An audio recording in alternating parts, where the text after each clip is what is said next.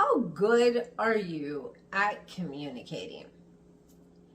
Sometimes in this world of texting and emailing, we forget to utilize our interpersonal face-to-face communication skills. And a big, huge part of communication is our body language. It's the way we're looking at the people. It's the way we're moving while we're talking to them.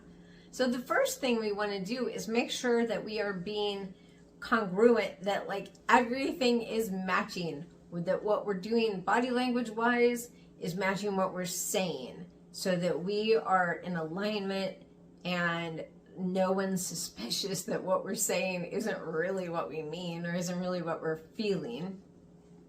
And then the other thing is, when we're talking with people, we want to do a whole lot more than give them one-word answers if they ask us questions.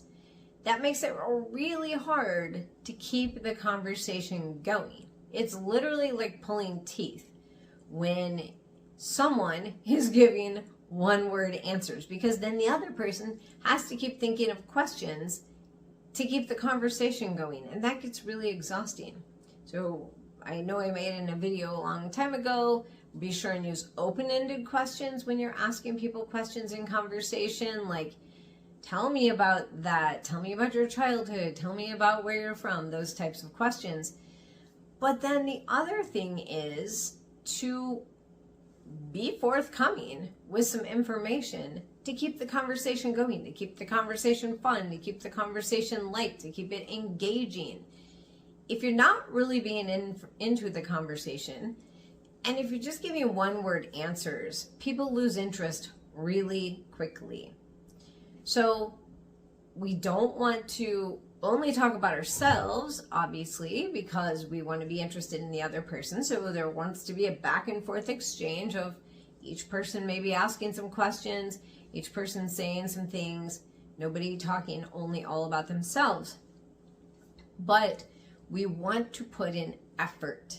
And that is something that sometimes doesn't happen, especially if we tend to be more introverted, where we're a little more nervous talking to someone one-on-one. Especially, we have to push ourselves to get out of our comfort zone and be more engaging, so that the other person is wanting to keep talking to us, wanting to keep interacting with us, and so that we are showing that we're interested in the conversation. If we're just being really withdrawn and just saying yes, no, and just being really, really simple with our answers, it makes the other person, even if you're more shy and so it's a little harder for you to communicate, the other person could feel like you actually don't want to communicate with them. So it can be hard. We have to push ourselves to get out of our comfort zone regarding communication sometimes, but it's worth pushing yourself, worth actually putting in the effort, because you might make a new friend, or you might make a current friend an even stronger friend, or you might make a new business connection. You just never know. So put in a lot of effort in conversations. It's totally worth it.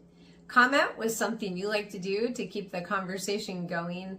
And thank you for joining me today for the Rebecca Reset, where every day we reset your mind so you can be better, do better, and get the life you love. Please like and subscribe.